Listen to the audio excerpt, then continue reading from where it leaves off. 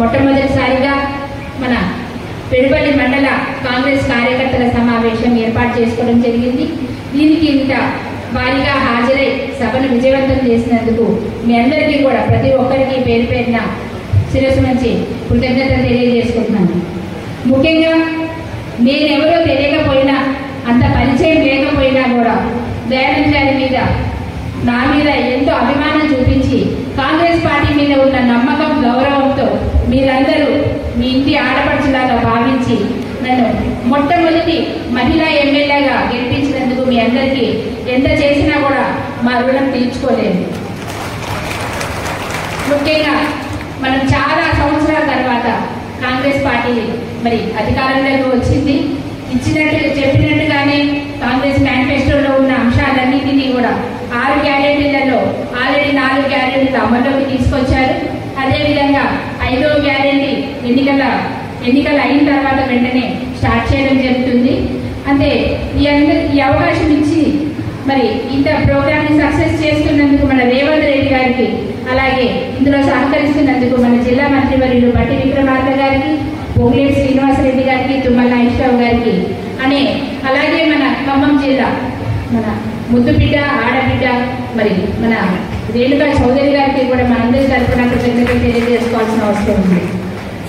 మన ఖమ్మం జిల్లానే అంటేనే కాంగ్రెస్ జిల్లా, మీరందరికీ తెలుసు. అదేవిధంగా మనము 9 సీట్లు గెలిచి మనం రేవంత్ రెడ్డి గారికి మనం గిఫ్ట్గా ఇచ్చాము. దాన్ని ఆయన గుర్తించి మరి ఎక్కడా లేని విధంగా తెలంగాణలో 3 మంత్రి పదవులు మన జిల్లాకి ఇచ్చారు. అలాగే మన రేణుకమ్మ గారికి కూడా రాజ్యసభ సీట్ ఇచ్చారు. కనుక అది మనం నిలబెట్టుకోవాలంటే ఇప్పుడు ప్రకటించే పార్లమెంటు అభ్యర్థిని మనం అత్యధిక మెజార్టీతో ఎంపీగా గెలిపించి మరి మనం పార్లమెంట్కి పంపించాలని మీ అందరికీ మనం చేసుకుంటున్నాను. మరి అందరూ నాయకులు చెప్పినట్టు, మీరందరూ చెప్పినట్టు కూడా చిన్న విభేదాలు ఉండడం సహజము. కానీ మనలో మనం సర్దుబాటు చేసుకొని బయట వాళ్ళకి మనం ధీటుగా సమాధానం చెప్పాలి. ఎందుకంటే గత 10 సంవత్సరాల నుంచి కేసీఆర్ ఏం చేశారో మనకు తెలుసు. రైతుల మీద ఇప్పుడు లేనిపోని ప్రేమ నటిస్తూ, కళ్ళపొడి కప్పులు చెబుతూ రైతు నిరసన దీక్షలు, ఆమరణ నిరాహార దీక్షలు చేస్తాం, నీళ్ళు ఇవ్వట్లేదు, కరువు వచ్చింది మీ వల్లనే అంటున్నారు.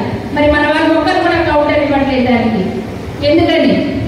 మనలో ఎందుకు చైతన్యం లేదు? వాళ్ళకి మనం కౌంటర్ ఇవ్వాలా లేదా? ఇవ్వాలి కదా. మరి పోయిన సంవత్సరం అంటే ఏం చేశారు? కేసీఆర్ వల్లనే కదా మనకి కృష్ణా జలాలు, గోదావరి జలాలన్నీ ఆంధ్ర తరలిపోవడం వల్లనే కదా ఇప్పుడు వచ్చిన కరువు. అవునా కదా? వాళ్ళు వర్షాకాలంలో నీళ్ళు ఇవ్వలేకపోయారు, ఇప్పుడు ఎండాకాలంలో నీళ్లు మనం ఎలా ఇవ్వగలము? మరి మీరందరూ ప్రశ్నించాలా? మీరందరూ అవగాహన కల్పించాలి కదా రైతులకి. అలాగే పట్టుమని 3 నెలలు అయింది అంతే.